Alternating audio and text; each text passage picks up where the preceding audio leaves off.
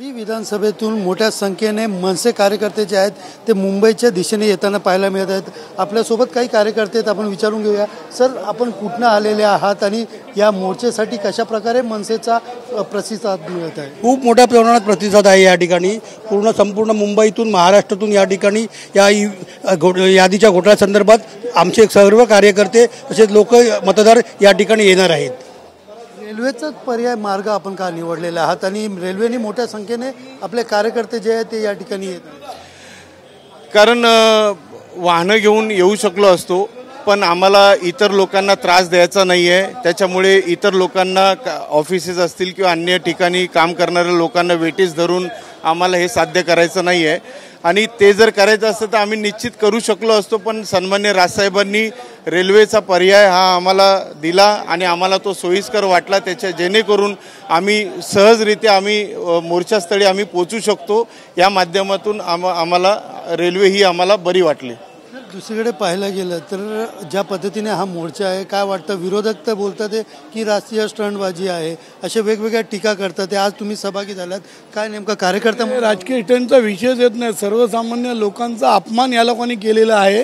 कारण मतदान अक्षरशः चोरी केलेलं, सावळा गोंधळ केला आहे, बनवाबनवी केली आहे। अशा पद्धतीचे किती वेगवेगळ्या पक्षाच्या वतीनं डेमो दाखवले गेले मशीनमध्ये, कशा प्रकारच्या चोरी केली गेलेलं आहे।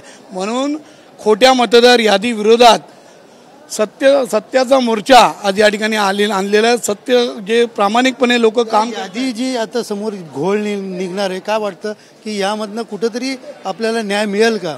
नाही, यादीमध्ये आता नक्कीच घोळ आहे। आता आम्ही मोर्चा आणि याच्यावरनं निवडणूक आयोगाशी आम्ही दाद मागतोय। निवडणूक आयोगाने बघावं यादीमध्ये घोळ आहे की नाही।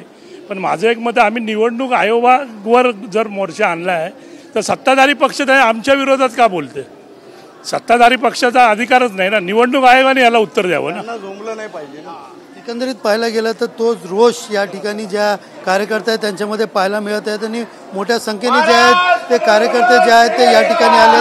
पाहू शकता स्टेशन परिसर घोषणाबाजी करत हे कार्यकर्ते जे आहेत ते मोर्चात सहभागी होण्यासाठी या ठिकाणी आलेले पाहायला मिळून येत आहेत। एकंदरीत आजचा मोर्चा जो आहे मोर्चा मोठ्या प्रमाणात निघला असून यासाठी कार्यकर्ते जे आहेत ते रेल्वेचा प्रवास करत या ठिकाणी आलेले पाहायला मिळून येत आहे। कॅमेरा पर्सन प्रेम म्हात्रेसह सुनील जाधव, TV9 मराठी, मुंबई।